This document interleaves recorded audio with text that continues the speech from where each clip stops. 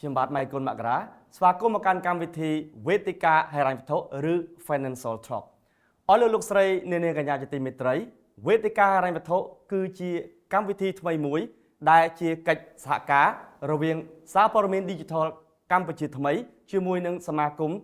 ធនាគារនៅកម្ពុជាឬហៅកាត់ថា ABC សម្រាប់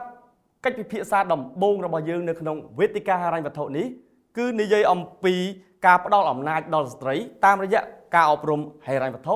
និងឱកាសទទួលបាននៅអនុទានខ្នាតតូចបាទដោយលោកស្រីជ្រាបស្រាប់មកហើយថាស្ត្រីបានដើរតួនាទីយ៉ាងសំខាន់ទាំងសេដ្ឋកិច្ចនិងសង្គមបើយោងទៅតាមរបាយការណ៍របស់ក្រសួងកិច្ចការនារីយើងឃើញថាសហគ្រាសធុនតូចនិងមធ្យមដែលតំណាងឲ្យរហូតដល់ 98% នៃអាជីវកម្មសរុបនៅទូទាំងប្រទេសកម្ពុជាឬបានរួមចំណាយប្រមាណជា 58% នៃ GDP ឬផលិតផលជាតិសរុបក្នុងស្រុកជាមួយគ្នាដែរវិស័យ SME ក៏បានផ្ដល់ការងារប្រហែលជា 73% ដល់ការងារសរុបនៅទូទាំងប្រទេសផងដែរអ្វីដែលយើងចាប់អារម្មណ៍នោះគឺ 61% នៃអាជីវកម្មនៅក្នុងវិស័យនេះគឺគ្របដណ្ដប់ដោយសហគ្រិនស្ត្រីបាទថ្ងៃនេះយើងមានវាគ្មិនកិត្តិយសគឺលោកហៅប៊ុនថែលោកហៅប៊ុនថែគឺជាអគ្គនាយករងនៃធនាគារ Wing Cambodia បាទជំរាបសួរលោកបាទសូមជំរាបសួរបាទជំរាបសួរជាកិត្តិយសណាស់ដែលមានវត្តមានរបស់លោកនៅក្នុងកម្មវិធីនេះហើយខ្ញុំក៏មានសហការីរបស់ខ្ញុំគឺកញ្ញាដិនថារីនឹងចោទសួរដំបងទៅលោកប៊ុនថែតែម្ដងបាទចាសូមអរគុណលោកមករាសូមជំរាបសួរជាថ្មីទៅកាន់លោកប៊ុនថែចាដោយដែលលោកមករាបានលើកឡើងពីខាងដើមនេះគឺជាវេទិកាថ្មីមួយទៀតហើយសម្រាប់សារព័ត៌មានកម្ពុជាថ្មីហើយមួយវិញទៀតដោយដែលលោកមករាបានលើកឡើងពាក់ព័ន្ធទៅនឹងការផ្នែកហិរញ្ញវត្ថុចាជាពិសេសពាក់ព័ន្ធទៅនឹងសហគ្រិនស្ត្រីដូច្នេះជាសំណួរដំបូងទៅកាន់លោកប៊ុនថែតើហេតុអ្វីបានជាការអប់រំផ្នែកហិរញ្ញវត្ថុនឹងមានសារៈសំខាន់សម្រាប់ស្ត្រីនៅក្នុងអាជីវកម្មចាបាទសូមអរគុណច្រើនសម្រាប់សំណួរតាក់ទងជាមួយនឹងសារៈសំខាន់របស់ការអប់រំផ្នែកហិរញ្ញវត្ថុជាពិសេសចំពោះស្ត្រីដែលជាសហគ្រិនរបស់យើងអញ្ចឹងមុននឹងឈានដល់ចំណុចដែលខ្ញុំបកស្រាយតាក់ទងចំណុចសំខាន់របស់ការអប់រំផ្នែកហិរញ្ញវត្ថុដែលមានលក្ខណៈសារៈសំខាន់យ៉ាងណាដែរគឺខ្ញុំសូមបកស្រាយតាក់ទងជាមួយនឹងតើចំណេះដឹងហិរញ្ញវត្ថុវាជាអីសិនបើយើងនិយាយអំពីចំណេះដឹងហិរញ្ញវត្ថុគឺទាំងអស់គ្នាប្រកាសជាយើងនិយាយអំពីរឿងលុយគឺជាចំណុចសំខាន់អញ្ចឹងនៅពេលដែលយើងនិយាយអំពីលុយតាក់ទងជាមួយនឹងចំណេះដឹងហិរញ្ញវត្ថុប្រកាសជាយើងនិយាយអំពីការចាត់ចែងលុយការចាត់ចែងថវិកាការចាត់ចែងផ្សេងទាំងអស់ដែលតាក់ទងជាមួយនឹងរឿងលុយអញ្ចឹងវាមានរឿងច្រើនដែលតាក់ទងជាមួយលុយទីមួយយើងចាប់ដើមនិយាយអំពីការគ្រប់គ្រងនឹងដែរគឺនិយាយអំពីការវិនិយោគអញ្ចឹងបើសិនបើស្ត្រីឬក៏ម្ចាស់អាជីវកម្មដែលគាត់មានចំណេះដឹងផ្នែកហិរញ្ញវត្ថុតាក់ទងជាមួយនឹងការវិនិយោគគាត់នឹងមានការសម្រេចចិត្តវិនិយោគមួយទៅត្រឹមត្រូវទៅវិនិយោគលើអាជីវកម្មណាដែលទទួលបានប្រាក់ចំណូលខ្ពស់ឬក៏ចំណេញច្រើនចំណុចទី2ជាចំណុចមួយសំខាន់ដែរដែលធ្វើឲ្យគាត់មានការសម្រេចចិត្តហិរញ្ញវត្ថុបានល្អប្រសើរជាងមុនអញ្ចឹងយើងឃើញថាស្ត្រីគឺគាត់ល្អហើយក្នុងការរៀបចំផែនការអាជីវកម្មព្រោះនៅពេលដែលគាត់ចាប់ដើមអាជីវកម្មណាមួយគឺគាត់ចាប់ដើមគិតល្អអន់មែនតើល្អប្រសើរជាងប្រុសៗយើងផងបាទគឺគាត់ថាអូខេអញ្ចឹងខ្ញុំចង់បើកហាងមួយអញ្ចឹងដើម្បីបើកហាងហ្នឹងគាត់ត្រូវការអីគេខ្លះតែដំបូងគាត់គិតសិនថាអូបើកហាងហ្នឹងចំណូលគាត់មកពីណាអញ្ចឹងចំណូលបានមកពីណាឧទាហរណ៍គាត់បើកហាងកាហ្វេមួយតើគាត់អាចលក់បានប្រមាណកែវក្នុងមួយថ្ងៃបន្តមកទៀតដើម្បីបានចំនួនប៉ុណ្ណឹងកែវក្នុងមួយថ្ងៃហ្នឹងគាត់ត្រូវការទិញសម្ភារៈអីខ្លះអាចទិញជាកែវកាហ្វេអាចទិញជាគ្រាប់កាហ្វេទិញជាស្ករទិញអីផ្សេងគាត់គិតល្អអន់ដើម្បីធ្វើបម្រើអតិថិជនបានចំនួនប៉ុណ្ណឹងតើគាត់ត្រូវការបុគ្គលិកម៉ានអ្នកគាត់ត្រូវការជួលផ្ទះទំហំប៉ុន្មានហាងគាត់របៀបម៉េចដែលគួរម៉េចអញ្ចឹងគាត់មានចំណាយផែនការចំណាយមួយច្បាស់លាស់អញ្ចឹងគាត់អាចដឹងច្បាស់ថាខែណាគាត់ត្រូវចាយអីខែណាគាត់ទទួលបានចំណូលរបៀបម៉េចអញ្ចឹងផែនការអាជីវកម្មគាត់ល្អប្រសើរហើយពេលដែលគាត់យកទៅអនុវត្តទៅគឺអាជីវកម្មគាត់រីកចម្រើនចំណុចមួយទៀតតកតងចំណេះដឹងហិរញ្ញវត្ថុដែរនឹងជួយឲ្យគាត់នៅពេលដែលគាត់ធ្វើផែនការហិរញ្ញវត្ថុគាត់ប្រកាសជាដឹងហើយថាតើគាត់ត្រូវការលុយប៉ុន្មានដើម្បីវិនិយោគហ្នឹងអញ្ចឹងនៅពេលដែលគាត់ត្រូវការលុយប៉ុន្មានដើម្បីវិនិយោគគាត់ត្រូវរកប្រភពហិរញ្ញប្បទានអញ្ចឹងប្រភពហិរញ្ញប្បទានអាចមកពីណាខ្លះអាចមកពីលុយផ្ទាល់ខ្លួនដែលគាត់សន្សំពីមុនមកហ្នឹង អាចទៅខ្ចីបងប្អូនឬក៏អាចទៅខ្ចីប្រព័ន្ធធនាគារព្រោះប្រព័ន្ធធនាគារនៅពេលដែលយើងមានផែនការអាជីវកម្មច្បាស់លាស់មានចំណេះដឹងហិរញ្ញវត្ថុច្បាស់លាស់ប្រព័ន្ធធនាគារគាត់ជឿជាក់ថានឹងអាចឲ្យគាត់ខ្ចីគាត់ប្រកាសជាអាចអនុវត្តផែនការអាជីវកម្មគាត់បានមួយវិញទៀតចំណេះដឹងហិរញ្ញវត្ថុក៏ជួយប្រសើរដែរព្រោះអីបើយើងនិយាយអំពីចំណេះដឹងហិរញ្ញវត្ថុគឺយើងចាប់ដើមនិយាយអំពីរឿងសន្សំអញ្ចឹងសន្សំក៏វាបើធម្មតាយើងសន្សំយើងគ្រាន់ថាដាក់លុយចូលក្នុងធនាគារឬក៏ដាក់មានប្រាក់បញ្ញើមានការកំណត់យើងនឹងទទួលបានចំណូលហើយមានន័យថាការប្រាក់ហើយប៉ុន្តែបើសិនបើយើងមានចំណេះដឹងហិរញ្ញវត្ថុមួយទៀតអញ្ចឹងមានន័យថាឥឡូវឧទាហរណ៍ខ្ញុំមានផែនការអាជីវកម្មខ្ញុំដឹងថាលុយខ្ញុំខ្វះពេលណាលុយខ្ញុំលើសពេលណាពេលដែលលុយខ្ញុំលើសខ្ញុំអាចយកទៅសន្សំបានអញ្ចឹងសន្សំវាបូកផ្សំជាមួយនឹងថាតើយើងនឹងបានយើងត្រូវការលុយនឹងនៅពេលណាវិញឥឡូវឧទាហរណ៍ថាបើយើងសន្សំដាក់រយៈពេល3ខែការប្រាក់1រយៈពេល6ខែការប្រាក់1រយៈពេល1ឆ្នាំក៏ការប្រាក់1អញ្ចឹងរយៈពេលកាន់តែយូរការប្រាក់កាន់តែខ្ពស់ហើយបើសិនបើយើងមើលទៅឃើញថាលុយយើងត្រូវការរយៈពេលខ្លីយើងដាក់អានសំខ្លីទៅលុយយើងនឹងត្រូវការក្នុងរយៈពេលវែងទៅមុខទៀតយើងដាក់អានសំរយៈពេលវែងទៅអញ្ចឹងការប្រាក់បានតាមនឹងជៀសវាងហានិភ័យផ្សេងៗដែលយើងត្រូវការលុយបន្ទាន់ត្រូវការដកវិញយើងបាត់បង់ការប្រាក់អញ្ចឹងតែជាចំណុចទាំងអស់ហ្នឹងហើយដែលជាចំណុចសំខាន់នៅក្នុងចំណេះដឹងផ្នែកហិរញ្ញវត្ថុជាពិសេសសម្រាប់ស្ត្រីនិងម្ចាស់អាជីវកម្មគ្រប់រូបខ្ញុំចាប់អារម្មណ៍ប្រសាសន៍របស់លោកពាក់ព័ន្ធនឹងផ្នែកចំណេះដឹងហិរញ្ញវត្ថុដែរដោយលោកលើកឡើងពាក់ព័ន្ធទៅនឹងបញ្ហាស្ត្រីដែលជាសហគ្រិនរបស់យើងឃើញថាស្ត្រីមែនទែនទៅគាត់ជាបុគ្គលមួយមានភាពហ្មត់ចត់មែនទេកញ្ញាធារីដូចកញ្ញាធារីជាឧទាហរណ៍ស្រាប់តើតើនឹងការចាយវាជាដើមអញ្ចឹងលោកបន្ថែអាចមើលឃើញបានទេថាតើពាក់ព័ន្ធនឹងការចាត់ចែងនៃហិរញ្ញវត្ថុនេះតើរវាងបុរសនិងស្ត្រីវិញតើមួយណាអាចថាមានភាពប្រយ័ត្នប្រយែងខ្ពស់ជាងលើការចាត់ចែងជីវកម្មជាដើមបាទបើតាមការសង្កេតរបស់ខ្ញុំឃើញថានៅពេលដែលយើងនិយាយពីអាជីវកម្មខ្នាតតូចស្ត្រីមានភាពប៉ិនប្រសប់ជាងក្នុងការចាត់ចែងអាជីវកម្មរបស់គាត់បើយើងចាប់ដើមមើលទាំងអស់សូម្បីតែផែនការអាជីវកម្មអស់ដែលខ្ញុំបាននិយាយមិញហ្នឹងណាប្រុសយើងមួយចំនួនធ្វើអត់បានទេគឺស្ត្រីឯជាអ្នកធ្វើមែនតើទៅគឺក្នុងជីវភាពរស់នៅប្រចាំថ្ងៃគឺគាត់គិតល្អអន់មែនតើតាំងពីដំណើរការបើកលបងរហូតដល់អតិថិជនរហូតដល់មានភ្ញៀវរបៀបគាត់ចាត់ចែងគឺល្អប្រសើរមែនតើល្អអន់ប៉ុន្តែគ្រាន់ថាចំណុចមួយដែលយើងសង្កេតឃើញដែរគាត់ចាត់ចែងគាត់ប្រកែប៉ុន្តែនៅពេលដែលគាត់ចាប់ដើមយកមកដាក់ជាគេហៅថាផ្លូវការថាឥឡូវសរសេរទៅជាផ្លូវការមកថាឡើងមិនវិញខ្ញុំឃើញថាបរិសុទ្ធរៀងល្អប្រសើរជាងវិញអញ្ចឹងវិញពេលដែលបរិសុទ្ធគាត់ប្រមូលព័ត៌មានទាំងអស់សរសេរជារបាយការណ៍ស្អីអីមកគឺយើងអាចឃើញថាព្រោះស្ត្រីគាត់ប្រកែចាត់ចែងគាត់គិតគាត់ល្អិតអន់តែដល់ពេលចាប់ដើមធ្វើរបាយការណ៍ចាប់ដើមរៀបចំអីឲ្យវាលក្ខណៈ structure បាទព្រោះអាច structure better ជាងបាទទៅជាខាងបរិសុទ្ធវិញចាចាំមែនតើដោយដែលលោកហៅបន្ថែមបានលើកឡើងពាក់ព័ន្ធទៅនឹងចំណេះដឹងផ្នែកហិរញ្ញវត្ថុនេះដែរគឺថាស្ត្រីអាចនឹងគាត់មិញហ្នឹងលោកបានមានប្រសាសន៍ឲ្យថាស្ត្រីអាចនឹងមានសមត្ថភាពក្នុងការចាត់ចែងក៏ដូចយល់ដឹងច្រើនដូច្នេះមែនតើជាការរួមចំណែកឲ្យថាធនាគារវិញបើមានតួនាទីអ្វីខ្លះក្នុងការគ្រប់គ្រងសហគ្រិនដែលជាស្ត្រីបាទបើយើងនិយាយអំពីធនាគារយើងចាប់ដើមបើយើងនិយាយអំពីវិស័យធនាគារគឺយើងចាប់ដើមនិយាយពីចំណុចមួយថាធនាគារគឺជាគេហៅថាអន្តរការីហិរញ្ញវត្ថុគឺជាកន្លែងចំណុចស្នូលរួមមួយដែលអនុញ្ញាតឲ្យអ្នកមានលុយអ្នកដែលមានលុយមានអីហ្នឹងគាត់អាចមកសន្សំបានឬក៏អ្នកដែលត្រូវការលុយអាចមកខ្ចីបានអាហ្នឹងមួយប៉ុន្តែធនាគារយើងមានទូនាទីលើសពីហ្នឹងទៀតធនាគារមានទូនាទីរហូតដល់3យ៉ាងមានន័យថាទី1ផ្ដល់ជាយន្តការសម្រាប់ធ្វើការទូទាត់អញ្ចឹងបើសិនបើយើងនិយាយអំពីស្ត្រីគឺនៅពេលគាត់បើកអាជីវកម្មគាត់ជាសហគ្រិនគាត់បើកអាជីវកម្មអញ្ចឹងពេលដែលគាត់លក់ដូរគាត់ប្រកាសជាទូទាត់ដែរការទូទាត់អញ្ចឹងធនាគារគឺផ្ដល់ការទូទាត់ជូនគាត់ហើយបច្ចុប្បន្ននេះងាយស្រួលមែនទែនសម្រាប់វិស័យធនាគាររបស់យើងគឺយើងមានប្រព័ន្ធបាគងដែលគាត់អាចទទួលបានការទូទាត់គ្រប់ធនាគារទាំងអស់ចូលមកកាន់គណនីរបស់គាត់អញ្ចឹងចំណុចមួយហ្នឹងដែលជាចំណុចល្អប្រសើរដែលទាំងអស់គ្នាបានធ្វើហើយសហគ្រិនស្ត្រីក៏គាត់បានចូលរួមក្នុងការប្រើប្រាស់ប្រព័ន្ធនេះគ្នាហើយចំណុចមួយទៀតដែលយើងឃើញថាការទូទាត់ហ្នឹងក៏ល្អប្រសើរមិនត្រឹមតែយើងរឿងការអាប់លុយការទូទាត់ការហានិភ័យនឹងការបាត់បង់លុយខ្លែងខ្លាយលុយមានន័យថាខូចគុណភាពទុករហែកអីទេមានន័យថា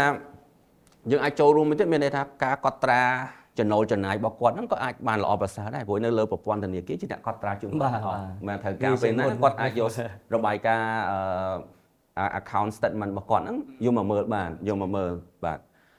ចំណុចមួយទៀតនៅពេលដែលយើងនិយាយអំពីប្រព័ន្ធធនាគារដែលយើងផ្ដល់ជូនសេវាកម្មដល់សហគ្រិនស្ត្រីដែរគឺសន្សំអញ្ចឹង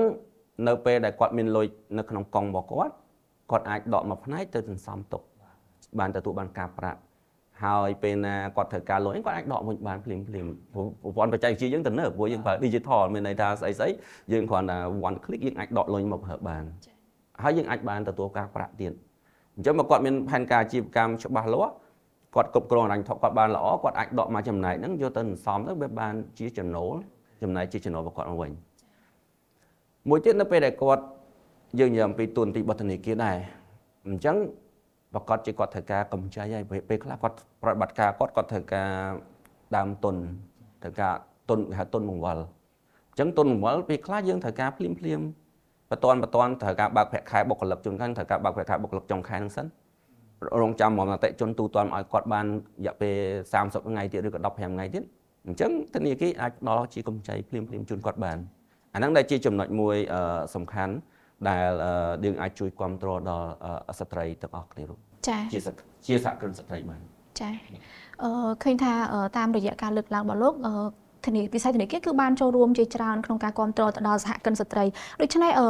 កន្លងមកចាតើធនាគារបានដាក់ចេញនៅផែនការអ្វីខ្លះហើយក្នុងការជំរុញទៅដល់សហគ្រិនស្ត្រីឲ្យគាត់មានលទ្ធភាពគ្រប់គ្រាន់ចានៅក្នុងការប្រើប្រាស់ផលិតផលក៏ដូចជានៅ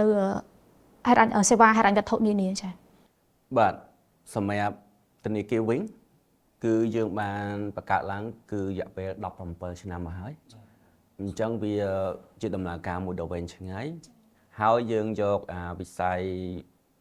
ការអប់រំផ្នែកហិរញ្ញវត្ថុការផ្ដល់ជូនទទួលបានសេវាកម្មហិរញ្ញវត្ថុដល់ប្រជាជនយើងគ្រប់រូបជាពិសេសសហគ្រិនស្ត្រីអញ្ចឹងយើងបានធ្វើបានច្រើនរយៈពេល17ឆ្នាំអញ្ចឹងខ្ញុំអាចរៀបរាប់ត្រួសត្រាសបន្តិចបន្តួចដែលថាតើវិញកន្លងមកយើងធ្វើអីខ្លះចំណុចទី1គឺភ្នាក់ងារយើងទូទាំងប្រទេសយើងមាន12000កន្លែងទូទាំងប្រទេសគ្រប់ទីកន្លែងដែលភាគច្រើនជាស្ត្រី80% ជាស្ត្រីអញ្ចឹងបរិសុទ្ធយើងមានតែ20% ទេដែលនៅបញ្ចោវិញអញ្ចឹងយើងបានធ្វើការច្រើនជាមួយពួកគាត់ទី1គឺយើងមានមុននឹងគាត់ធ្វើជាអាជីវកម្មនេះយើងមានបណ្ដុះបណ្ដាលពួកគាត់ផ្នែកហិរញ្ញវត្ថុហ្នឹងរយៈពេល2ថ្ងៃពេញហើយគាត់ត្រូវតែប្រឡងឲ្យជាប់បើប្រឡងបាទឆ្លងកាត់ការប្រឡងសិនប្រឡងជាប់ហើយបានគាត់អាចទៅធ្វើអាជីវកម្មនឹងបានគាត់ទៅបម្រើអតិថិជនអញ្ចឹងនៅពេលដែលគាត់មានចំណេះដឹងហិរញ្ញវត្ថុពេញលេញគាត់អាចទៅបម្រើឬក៏គាត់អាចទៅយើងចង់និយាយថាអតិថិជនយើងជាស្ត្រីដែលមកកាន់បញ្ចូលគាត់អាចបរៀនពីការគ្រប់គ្រងហិរញ្ញវត្ថុនឹងបន្ថែមទៀតបានបើកគណនីជូនគាត់អាចបើកប្រាក់សន្សំជូនគាត់បរៀនគាត់ពីរបៀបសន្សំអាហ្នឹងគឺជាការចូលរួមមួយពីយើងទៅកាន់ភ្នាក់ងារយើងជាស្ត្រីហើយភ្នាក់ងារយើងជាស្ត្រីអប់រំទៅកាន់អតិថិជនយើងជាស្ត្រីបន្ថែមទៀតបានអញ្ចឹងតែជាចំណុចមួយអញ្ចឹងបើយើងមើលទៅឃើញថាហើយពួកគាត់គឺជាសហគ្រិនដែរទេមែនទេ12000កន្លែងទូទាំងប្រទេសជាសហគ្រិនគាត់រកចំណូលបានគាត់បើកអាជីវកម្មហ្នឹងគាត់មានការវិនិយោគគាត់ទទួលបានចំណូលធ្វើឲ្យមានចំណូលបន្ថែមសម្រាប់ក្រុមគ្រួសាររបស់គាត់បាទចំណុចមួយទៀតដែលធនាគារវិញយើងបានធ្វើដែរក្នុងរយៈពេល17ឆ្នាំនេះប៉ុន្តែគ្រាន់ថាឥឡូវហ្នឹងយើងទៅបង្កើតថ្មីហើយចុង2ឆ្នាំចុងក្រោយនេះយើងសង្កេតឃើញថាសេវាសន្សំជាពិសេសសម្រាប់ស្ត្រីអញ្ចឹងការសន្សំហ្នឹងយើងធ្វើឲ្យប្លែកពីគេដែរគឺយើងសម្រាប់តែស្ត្រីទេអត់សម្រាប់តែស្ត្រីទេយើងអាចធ្វើបានទាំងអស់សម្រាប់បុរសនិងស្ត្រីប៉ុន្តែដោយសារមែនតើអ្នកដែលបង្កើតផលិតផលជាស្ត្រីអញ្ចឹងទៅចង់មិនចង់អាផលិតផលហ្នឹងវាទៅគ្រប់គ្រងទៅស្ត្រីបាទបាទអញ្ចឹងយើងហៅថាសន្សំមានគោលដៅអញ្ចឹងឧទាហរណ៍ថាឥឡូវខ្ញុំឥឡូវកុំនិយាយខ្ញុំអីដូចស្អីកញ្ញាចោះមានកម្រងចង់រៀបការអញ្ចឹងអាចសន្សំពីឥឡូវទៅបានឥឡូវដាក់គោលដៅថា2ឆ្នាំទៀតអញ្ចឹងសន្សំហើយយើងបើកសន្សំនោះមិនមែនសន្សំតែខ្លួនឯងទេជួនកាលអាចបើកយើងអាច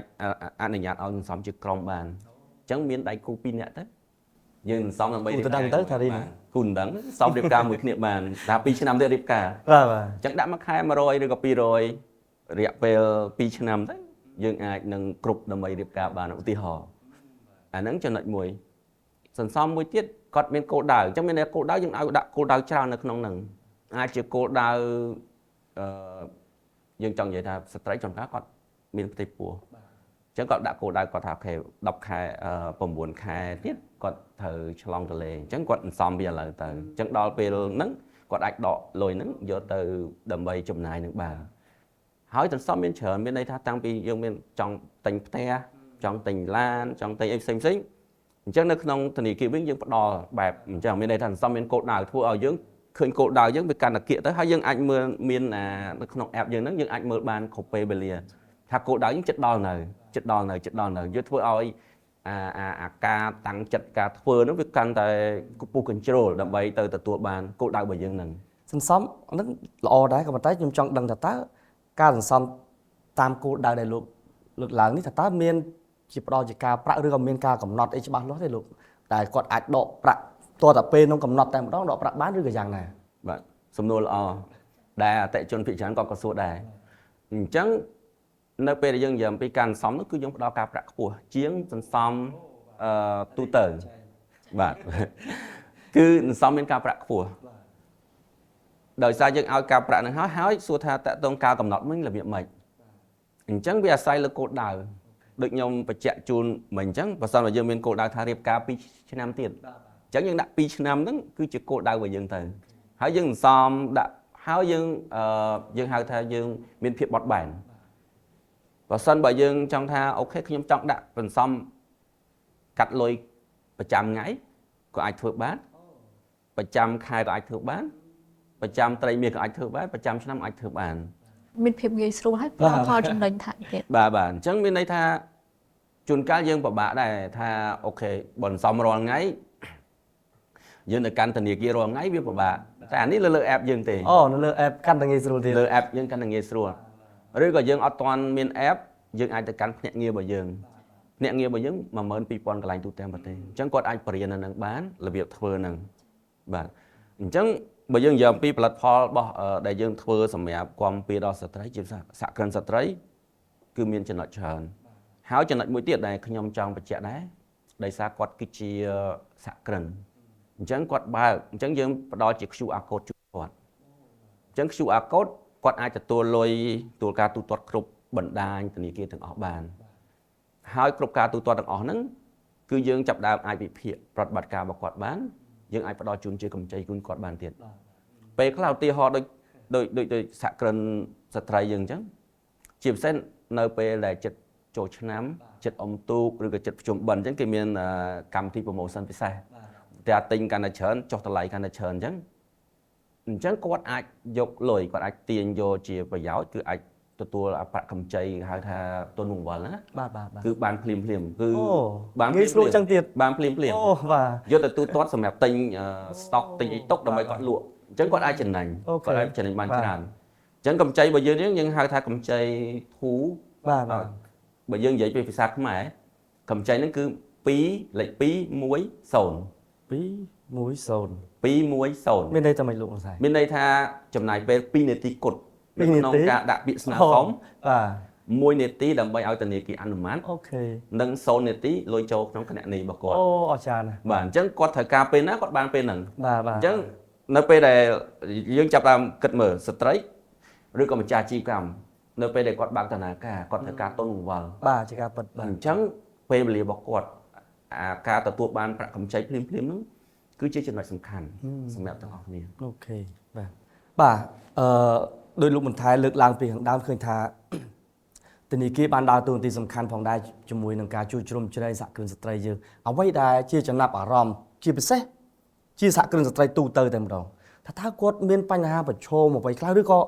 នៅពេលដែលគាត់ទទួលកម្ចីតើខាងធនាគារជាទូទៅឬក៏ដាច់ដោយឡែកធនាគារវិញមានលក្ខខណ្ឌអីដើម្បីសម្រួលគាត់ឬក៏មានភាពងាយស្រួលជាងបរិះដែលគាត់ទៅដាក់ពាក្យបាទតើតងជាមួយនឹងបញ្ហាប្រឈមរបស់ស្ត្រីខ្ញុំគិតថាដូចជាអានេះទូទៅដែរមិនថាស្ត្រីឬក៏បុរសទេតែគ្រាន់ថា ដោយសារសហគ្រិនដោយលោកមានប្រសាសន៍មិញអញ្ចឹងសហគ្រិនភិកច្រើនជាស្ត្រី បាទ អញ្ចឹងបញ្ហាប្រឈមរបស់សហគ្រិនខ្នាតតូចរបស់យើងហ្នឹងវាលក្ខណៈរួមគ្នាទេ បាទ ចំណុចទី1គឺកង្វះខាតនៅឯកសារនានាផ្សេងៗតាក់ទងអាជីវកម្មរបស់គាត់ អូខេបាទ អញ្ចឹងដូចខ្ញុំបានបញ្ជាក់ជូនខាងដើមអញ្ចឹងស្ត្រីក៏ប្រកែ បាទ នៅក្នុងការគិតល្អន់នៅក្នុងការរៀបចំផែនការអាជីវកម្មរបស់គាត់ បាទ ប៉ុន្តែនៅពេលចាប់ដើមសួរឯកសារថាតើឯកសារហ្នឹងមានអីខ្លះឬក៏គាត់រៀបជា structure ថាចំណូលហ្នឹងបានពេលណាចំណាយពេលណាហើយបញ្ចេញជាចំណេញរបៀបម៉េចអាចចំណុចនេះទៅជាចំណុចខ្វះខាតមួយ អូខេបាទ បាទចំណុចមួយទៀតនៅពេលដែលទៅកាន់ធនាគារទូទៅគឺឃើញថាទ្រព្យធនាដែលជាចំណុចមួយសំខាន់ដែលពួកភាគច្រើនប្រព័ន្ធធនាគារយើងត្រូវការ secure បាទ ត្រូវការមានន័យថាមានទ្រព្យធនាដើម្បីផ្ដល់ជាកម្ចី បាទ អញ្ចឹងចំណុចនឹងមួយចំណុចមួយទៀតដែលយើងឃើញដែរថាសម្រាប់ស្ត្រីឬក៏អតិថិជនទូទៅដែរគឺខ្វះភាពជឿជាក់នៅក្នុងការប្រើប្រាស់ប្រព័ន្ធ digital អូខេ ទោះបីជាបច្ចុប្បន្នហ្នឹងយើងប្រព័ន្ធ digital យើងរីកសុសសាយក៏ដោយភាពជឿជាក់របស់អតិថិជនយើងរបស់បងប្អូនយើងនៅក្នុងការប្រើប្រាស់ប្រព័ន្ធហ្នឹងក៏នៅតែនៅមានកម្រិតនៅឡើយដែរ អូ ទេ ខេបាទ បើយើងសង្កេតឃើញគាត់អាចប្រើប្រព័ន្ធ Facebook បាទ ប្រព័ន្ធអីផ្សេងៗងាយស្រួល បាទ ព្រោះអាពេលហ្នឹងវាចុចខុសអីតិចតួចអត់អស់លុយទេ បាទ តែប្រព័ន្ធធនាគារតែគាត់ចុចខុសតាមស្រួលអាចបាញ់លុយទៅកាន់គេ បាទ អញ្ចឹងដែលទីចំណុចមួយដែលភាពជឿជាក់ហ្នឹង អូខេ ប៉ុន្តែខ្ញុំឃើញថាអាការហ្នឹងវាអត់មិនមែនជាគេហៅបញ្ហាប្រឈមខ្លាំងទេយើងឃើញថាយើងចាប់ដើមយើងហៅថា adoption ឬក៏ការប្រើប្រាស់វាហ្នឹងចាប់ដើមកើនឡើងហើយ បាទ គឺម្នាក់ចាប់ដើមឃើញគ្នាប្រើគឺអាចដូចជាមិត្តភ័ក្តិដូចខ្ញុំមួយលោកមករាអញ្ចឹងឃើញលោកមករាប្រើខ្ញុំចង់ប្រើហ្នឹងខ្ញុំទៅសួរអញ្ចឹងបរៀនគ្នាមិត្តបរៀនមិត្តពេលអញ្ចឹងធ្វើឲ្យការរីកចម្រើនរីកសុខសាយតាក់ទងជាមួយនឹងប្រព័ន្ធ digital ហ្នឹងវាកាន់តែទលំទលាយឡើងដូចគ្នាអញ្ចឹងបើយើងចាប់ដើមនិយាយអំពីកង្វះខាតឯកសារតើធនាគារវិញយើងបានធ្វើអីខ្លះដែរ បាទ បើយើងមើលទៅឃើញថាយើងផ្ដល់ជាដំណោះស្រាយដូចខ្ញុំបញ្ជាក់ខាងដើមអញ្ចឹងនៅពេលដែលយើងនិយាយអំពីកង្វះខាតឯកសារនិងកង្វះខាតទ្រព្យធនាហ្នឹងយើងផ្ដល់ដំណោះស្រាយមួយយើងហៅថាកម្ចី210 210មិញដែរ បាទដែលមិញហ្នឹងអញ្ចឹងមានន័យថាគ្រប់ប្រតិបត្តិការរបស់អាជីវកររបស់សហគ្រិនដែលជាស្ត្រីដែលគាត់ទទួលការទូទាត់ឬគាត់ទូទាត់ឲ្យគេហ្នឹង បាទ គឺប្រព័ន្ធធនាគារ record កត់ត្រាទាំងអស់ អូខេ ដល់ពេលដែលកត់ត្រាហើយគឺយើងអាចវិភាគដឹងហើយថាតើស្ត្រីគាត់មានអាជីវកម្មរបស់គាត់ចំណូលមកពីណាខ្លះ បាទ ចំណាយទៅលើអីខ្លះអញ្ចឹងយើងអាចភាគដឹងថាលទ្ធភាពសងរបស់គាត់គឺគាត់អាចសងនឹងបានហើយនៅពេលដែលយើងធ្វើការជាមួយគាត់កាន់តែជិតស្និទ្ធអញ្ចឹងមានន័យថាយើងអាចជឿជាក់លើគាត់ដែរដើម្បីផ្ដល់ជាកម្ចីអញ្ចឹងបានយើងអាចហ៊ានឲ្យកម្ចីរហូតត្រឹមតែ2នាទីយើងអាចឲ្យកម្ចីជូនគាត់បាន បាទដោយសារយើងមាន record នៅក្នុងនេះអស់ហើយ បាទហើយសុំទ្របក៏យើងអត់ត្រូវការដែរ អូអញ្ចឹងទៀត អត់ត្រូវការទ្របទេគឺប្រតិបត្តិការហ្នឹងគឺជាប្រតិបត្តិការគេហៅថាកម្ចីដោយមិនមានទ្រព្យធានា អាចមានកំណត់ limit តទៅនឹង loan នេះឬបាទ តើតងជាមួយនឹង loan យើងកំណត់រហូតទៅដល់កម្ចីរហូតទៅដល់$50,000 $50,000 បាទ អូបាទ អត់ត្រូវការទ្រព្យប្រចាំទេហើយវាអាស្រ័យទៀតវាអាស្រ័យទៅលើ profile គេហៅថា profile យើងហៅថាយ៉ាងពី ប្រវត្តិរបស់គាត់ ប្រវត្តិរបស់អតិថិជនបើសិនបើប្រវត្តិអតិថិជនគាត់បានប្រើប្រាស់ប្រព័ន្ធធនាគារបានកាន់តែយូរប្រតិបត្តិការកាន់តែធំនៅលើហ្នឹងគឺយើងអាចឲ្យលទ្ធភាពកាន់តែធំកម្ចីកាន់តែច្រើនអញ្ចឹងគាត់អាចយកទៅប្រើប្រាស់រយៈពេលខ្លីៗរបស់គាត់បានយកមកប្រើប្រាស់ហើយមាននៅពេលដែលគាត់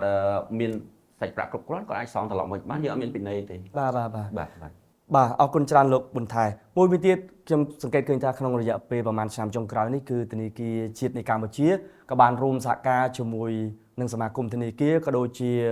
ក្រសួងកិច្ចការនារីក៏បានធ្វើការផលផុសផងដែរពាក់ព័ន្ធនឹងការអប់រំទៅលើផ្នែកចំណេះដឹងហិរញ្ញវត្ថុដល់សហគ្រិនស្ត្រីដែរលោកប៊ុនថែតើសម្រាប់ធនាគារវិញផ្ទាល់តែម្ដងយើងបានមានកម្មវិធីអីពិសេសទេក្នុងការជួយអប់រំបន្ថែមទៅលើសហគ្រិនស្ត្រីយើងបាទ បាទអរគុណច្រើនសម្រាប់សំណួរនេះពិតជាល្អព្រោះឯយើងបានធ្វើកិច្ចការងារច្រើន បាទ ដែលក្រៅពីយើងធ្វើសកម្មភាពខ្លួនឯងក៏យើងបានគ្រប់គ្រងជាមួយនឹងសមាគមធនាគារដែរសមាគមធនាគារកម្ពុជាគាត់គឺមានភាពសកម្មក្នុងការផ្ដល់ការអប់រំ បាទ ជាពិសេសផ្នែកហិរញ្ញវត្ថុ បាទ ជាពិសេសដល់សហគ្រិនស្ត្រី បាទ បាទចំណុចហ្នឹងមួយគឺគ្រប់សកម្មភាពទាំងអស់គឺយើងតែងតែចូលរួមជាមួយនឹងសមាគមទីមួយគឺយើងបញ្ចូលរួមតាមរយៈការបញ្ជូន Willcomen កិត្តិយសទៅចូលជាសិក្ខាសាលា បាទ ដើម្បីផ្ដល់ជាយើងហៅថាជាអ្នកជំនាញការ បាទ ផ្ដល់តកតងហិរញ្ញវត្ថុចំណុចទី2ដែលយើងបានចូលរួមធ្វើដូចគ្នាដែរជាមួយនឹងសភាពាណិជ្ជកម្មកម្ពុជា អូបាទបាទ សភាពាណិជ្ជកម្មកម្ពុជាគាត់ធ្វើសិក្ខាសាលាយ៉ាងអំពីការអប់រំហិរញ្ញវត្ថុតែម្ដង អូបាទ បាទទៅចំពោះសហគ្រិន បាទ ចំពោះសមាជិកទូទាំងប្រទេសអញ្ចឹងក្រុមការងារខ្ញុំជាពិសេសខាងផ្នែកហិរញ្ញវត្ថុរបស់ពួកខ្ញុំបញ្ជូនទៅចូលរួមដើម្បីចែកម្លែកថាតើគួរតែធ្វើរបាយការណ៍ហិរញ្ញវត្ថុរបៀបម៉េចរៀបចំផែនការអាជីវកម្មរបៀបម៉េចមើលដំណើរការអាជីវកម្មរបៀបម៉េចដើម្បីឲ្យអាជីវកម្មមានសុខភាពល្អអញ្ចឹងអាហ្នឹងគឺជាការចូលរួមចំណែកយ៉ាងច្រើនដែលពួកយើងបានធ្វើជានិច្ចទៅទៀតយើងបានធ្វើកិច្ចការជាមួយនឹងខាងក្រសួងអប់រំយុវជននិងកីឡាដូចគ្នាបាទដែលក្រសួងអប់រំយុវជននិងកីឡាគាត់មានរៀបចំជាគេហៅថាការប្រកួតក្នុងការធ្វើផែនការអាជីវកម្មបាទបាទ អញ្ចឹងនៅពេលដែលខាងជាពិសេសយុវជនបាទយុវជនយុវនារីយើងហ្នឹងគាត់មានគំនិតអាជីវកម្មអញ្ចឹងគាត់ចាប់ដើមរៀបចំជាផែនការអាជីវកម្មហើយ អូបាទ អញ្ចឹងពេលរៀបចំផែនការអាជីវកម្មគាត់យកមកប្រកួត បាទ អញ្ចឹងធនាគារវិញគឺយើងជាអ្នក sponsor មួយដែរចូលរួម sponsor លើកម្មវិធីហ្នឹងចំណុចមួយទៀតយើងបានបញ្ជូននៅពេលដែលគាត់ចាប់ដើមជាប់វគ្គគ្រប់វគ្គទាំងអស់ខាងក្រសួងអប់រំគាត់បញ្ជូនគ្រូបណ្ដុះបណ្ដាលទៅបណ្ដុះបណ្ដាលពួកគាត់បន្ថែមទៀត ខាងសិក្សានុសិស្សដែលគាត់ធ្វើនឹងគឺយ៉ាងណា ខាងក្រសួងសេដ្ឋកិច្ចខាងក្រសួងអប់រំយុវជនកីឡា អូបាទបាទ បាទអញ្ចឹងក្រសួងអប់រំយុវជនកីឡាគាត់យកមកបណ្ដុះបណ្ដាលសម្រួលបន្ថែមទៀតអញ្ចឹងយើងបញ្ជូន Willcomen យើងជាគ្រូបកគោលយើងជាជំនាញចុះទៅដូចគ្នាហើយក៏យើងអនុញ្ញាតឲ្យពួកគាត់ចុះមកធនាគារវិញដូចគ្នាដើម្បីគាត់មើលថាជាជាក់ស្ដែង អូខេ ថាតើពេលដែលមានផែនការពេលដែលធ្វើជាក់ស្ដែងធ្វើរបៀបម៉េច បាទ ឲ្យមានន័យថាគាត់មានទ្រឹស្ដីហើយគាត់មានកំណត់ហើយគាត់មានគំនិតហើយ បាទបាទ នៅពេលដែលគាត់ចាប់ដើមមកមើលជាក់ស្ដែងមើលការពិតថាគេធ្វើរបៀបម៉េចដែរហើយយើងក៏ជួយតម្រែតម្រង់ទៅពួកគាត់ដូចគ្នាហើយមួយទៀតក៏យើងចូលរួមជាមួយក្រសួងអប់រំយុវជនដូចគ្នាក្នុងកម្មវិធីដដែលស្តីគ្នាដែរទេជាចៅក្រម អូចាក្រុមទៀត ចៅក្រមដាក់បន្ទុកយើងមើលទៅថាតើគាត់ប្រកួតហ្នឹងគាត់អ្នកណាផែនការអាជីវកម្មល្អមានគោលគំនិតល្អអាចជួយសង្គមរបៀបម៉េចអញ្ចឹងយើងជាអ្នកជាគណៈកម្មការដាក់បន្ទុកហើយរូបខ្ញុំផ្ទាល់ក៏ចូលរួមច្រើនដងដែរជាមួយនឹងក្រសួងអប់រំយុវជននិងកីឡាចំណុចផ្សេងទៀតហើយមួយវិញទៀតសម្រាប់យុវជនខ្ញុំសង្កេតឃើញថាភាគច្រើនជាស្ត្រីដែរដែលគាត់ជាបេក្ខជនដែលមកចូលរួមប្រឡងប្រកួតប្រជែងធ្វើផែនការអាជីវកម្មហ្នឹងបាទមួយទៀតដែលយើងបានចូលរួមជាមួយនឹងគេហៅថាសហគ្រិនខ្មែរបាទ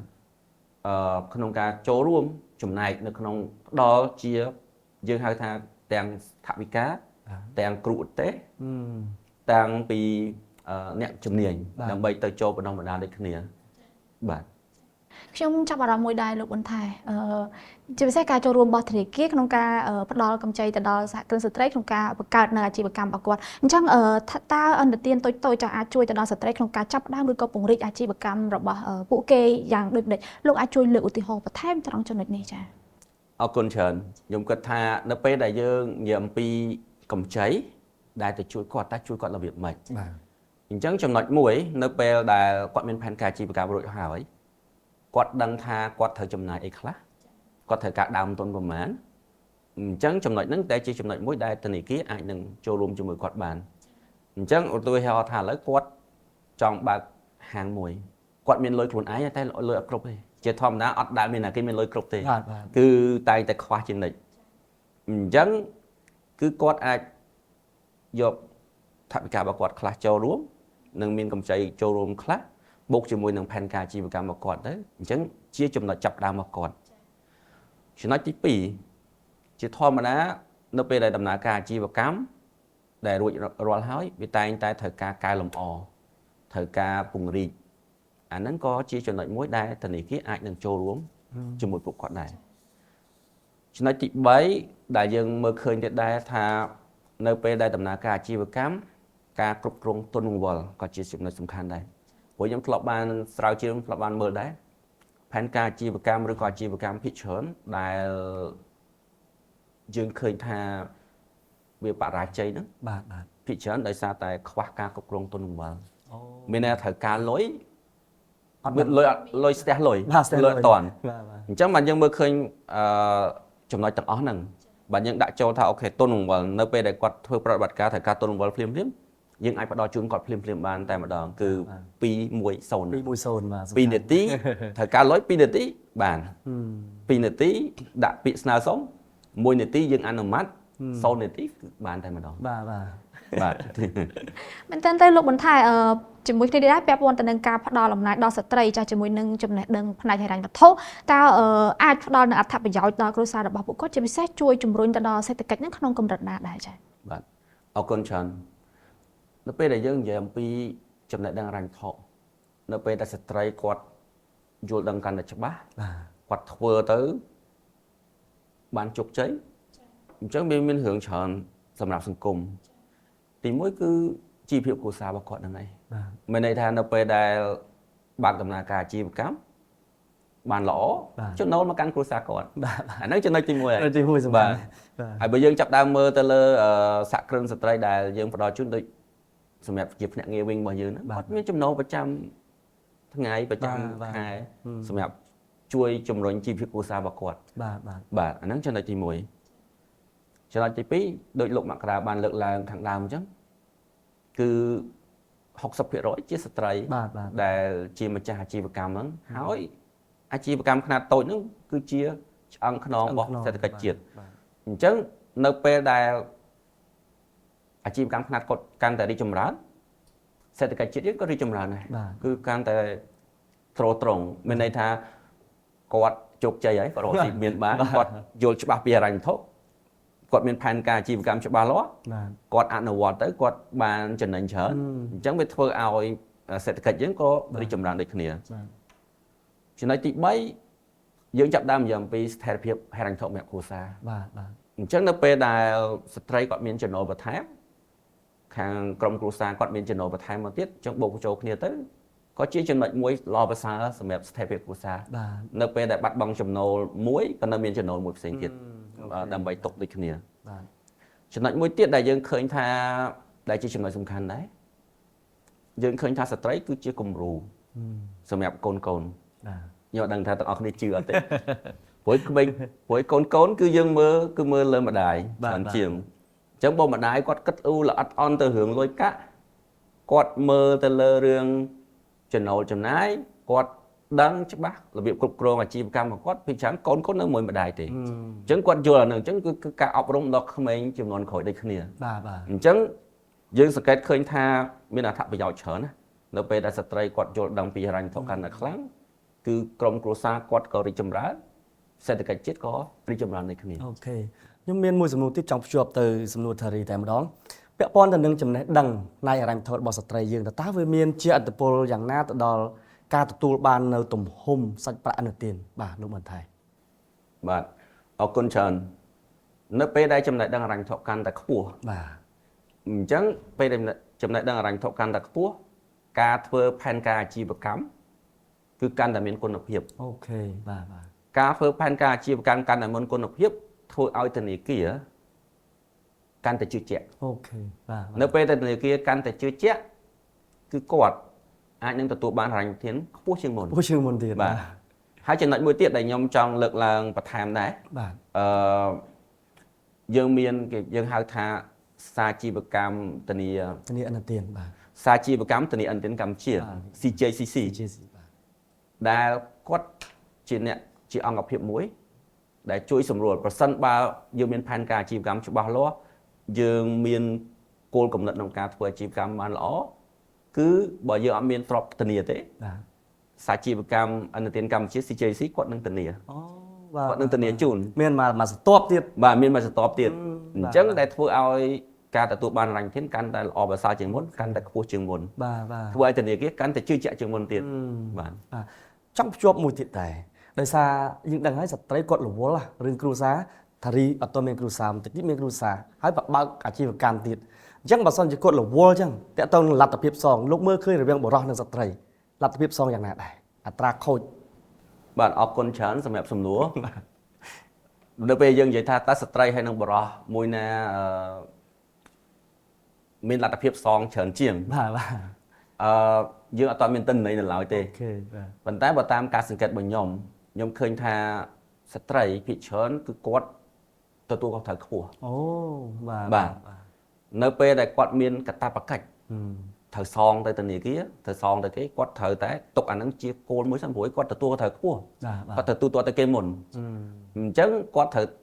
ភាគច្រើនគាត់មានផែនការល្អិតល្អន់គាត់ត្រូវដកលុយនឹងទុកសិនអញ្ចឹងបើតកតងកម្ចីរបស់គាត់ភាគច្រើនគឺល្អប្រសើរជាងបរិបអានេះតាមការសង្កេតរបស់ខ្ញុំ បាទ ក៏ប៉ុន្តែ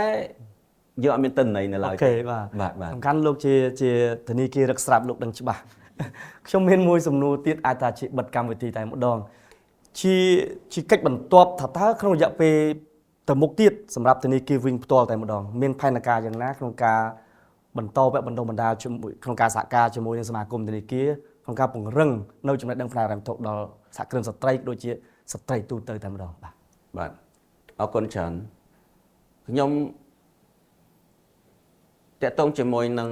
សមាគមធនាគារខ្ញុំឃើញថាសមាគមធនាគារគឺធ្វើការកិច្ចការងារច្រើន បាទ តកតងជាមួយនឹងការអប់រំផ្នែកហិរញ្ញវត្ថុ បាទ ជាពិសេសសម្រាប់ស្ត្រីអញ្ចឹងហើយក៏យើងមើលឃើញទៀតដែរថាស្ត្រីឬក៏សហគ្រិនកាន់តែមានចំណេះដឹងហិរញ្ញវត្ថុកាន់តែខ្ពស់ការទទួលបានហិរញ្ញវិធានកាន់តែល្អប្រសើរ បាទ ធ្វើឲ្យការអនុវត្តផែនការអាជីវកម្មរបស់គាត់ធ្វើឲ្យសេដ្ឋកិច្ចជាតិរឿងរីកចម្រើនធ្វើឲ្យក្រុមហ៊ុនរបស់គាត់អាជីវកម្មរបស់គាត់អាចរីកចម្រើនរហូតទៅដល់ក្លាយជាក្រុមហ៊ុនធំបាន បាទ អញ្ចឹងចំណុចហ្នឹងដែលជាចំណុចសំខាន់គឺយើងជាធនាគារនៅក្រោមសមាគមធនាគារយើងគ្រប់គ្រងពេញទំហឹងសម្រាប់ការធ្វើកិច្ចការនេះបន្តទៅទៀតមានន័យថាធ្វើម៉េចក៏ដោយឲ្យចំណេះដឹងហិរញ្ញវត្ថុរបស់បងប្អូនប្រជាពលរដ្ឋរបស់យើងជាពិសេសស្ត្រីគាត់ទទួលបានកាន់តែច្រើនធ្វើឲ្យប្រទេសជាតិយើងកាន់តែរីកចម្រើន អរគុណច្រើនលោកបុនហេតុ អរគុណ អរលោកស្រីនិងនាងកញ្ញាជាទីមេត្រីវេទិកាហិរញ្ញវត្ថុឬ Financial Talk របស់យើងនៅពេលនេះបានឈានមកដល់ទីបញ្ចប់នៅពេលនេះខ្ញុំបាទម៉ៃគុណមករាកញ្ញាដិនថារីលោកហៅប៊ុនថែសូមអរគុណសូមគោរពលា